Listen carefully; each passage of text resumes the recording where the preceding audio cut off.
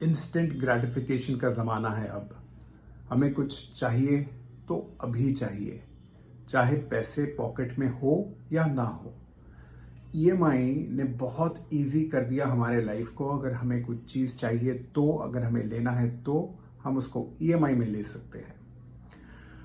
ऐसे ही एक चीज़ है जिसके बारे में मैं आपके साथ डिस्कस करना चाहता था कि एसआईपी यानी कि सिस्टमैटिक इन्वेस्टमेंट प्लान, जहाँ पे आप महीने दर महीने एक अमाउंट देते रहते हैं, एक समझ लीजिए 20 साल के लिए या 30 साल के लिए, what ever chosen frame of time के लिए, और वहाँ पे आपके पैसे जो हैं म्यूचुअल फंड में हर महीने पहुँच जाते हैं टाइम के अनुसार। ये एक तरीके का ईएमआई है, बट ये रिवर्स ईएमआई है। तो आप पैसा देते रहते हैं, वहाँ पे पैसे जमते जाते हैं। 20 साल बाद, 30 साल बाद एक अच्छे इंटरेस्ट अमाउंट के साथ आप अपने कॉर्पस को बाहर निकालते हैं। ईएमआई में हम पैसा देते जाते हैं, देते जाते हैं, और हमारा इंटरेस्ट जो है वो लगता जा रहा है हमारे प्रिंसिपल के साथ। तो अब क्या है यहाँ पे सिनेरियो कि एसआईपी वर्सेस ईएमआई नहीं। अगर आप मेरे वीडियोस को फॉलो करते आए हैं तो मैं कभी भी किसी के साथ वर्सेस में नहीं जाता, मैं जाता हूँ कोलैबोरेशन में। एक तो देखो, अगर आप काम स्टार्ट कर रहे हैं और आप घर लेना चाहते हैं अपने लिए, it's not such a good idea according to me. आपके लिए अच्छा हो सकता है, रेस्ट अश्योर्ड, बट मेरे लिए it's not a very good idea कि आप काम आपने स्टार्ट ही किया है और साल, 2 साल, 3 साल के अंदर में आपने घर लेने का ठान लिया है। तो अगर बट फिर भी आपने लेना ही है घर, और समझ लो आपने 50 लाख रुपए का घर लेना है, और 50 लाख रुपए के ऊपर में 9% का ईएमआई अगर हम जोड़ते हैं, अराउंड अबाउट 45,000 आता है। 44,986 I think is the correct exact figure. या तो 44,986 will be the ball park figure. 45,000 पकड़ के चलते हैं, और ये अमाउंट आप 20 साल तक दे रहे हैं।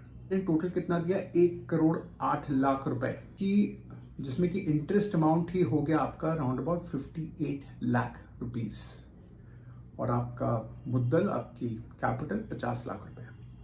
तो 1,08,00,000 रुपया मोटा मोटा आपने 20 साल में एक 50 लाख रुपए के घर के लिए इंटरेस्ट मिलाकर दिया है। अब इसी सिनेरियो को अगर हमें अपनी ये जो इंटरेस्ट हम दे रहे हैं इसको 0 करना है, तो उसके लिए हम क्या कर सकते हैं?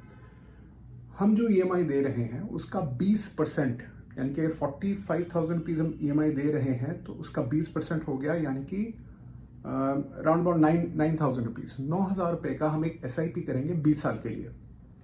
और क्योंकि ये टर्म लंबा है तो हम इसको मिड कैप या तो स्मॉल कैप में भी डाल सकते हैं, और इसका रिटर्न्स जो है हम बहुत बड़ा कुछ 14-15% या 12% का नहीं एक्सपेक्ट करेंगे। हम इसको एक 11% का एवरेज रखेंगे।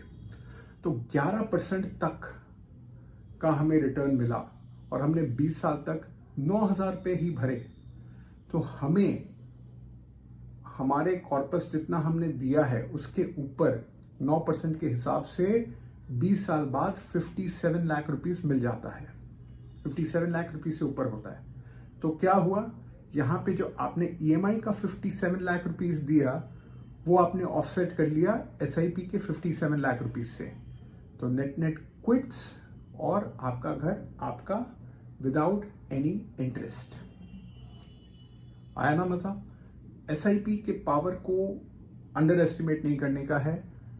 और अगर आप प्रॉपर्टी ले रहे हैं, मेरे हिसाब से तो आपको कमर्शियल प्रॉपर्टी लेनी चाहिए, और कमर्शियल प्रॉपर्टी से जो रेंट आता है उसी को ऑफसेट कर देना चाहिए अपने ईएमआई में, और एक अलग से एसआईपी बना लेंगे तो ये सोने पे सुहागा।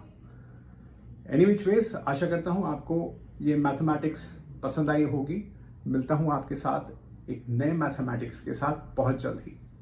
Take care for now.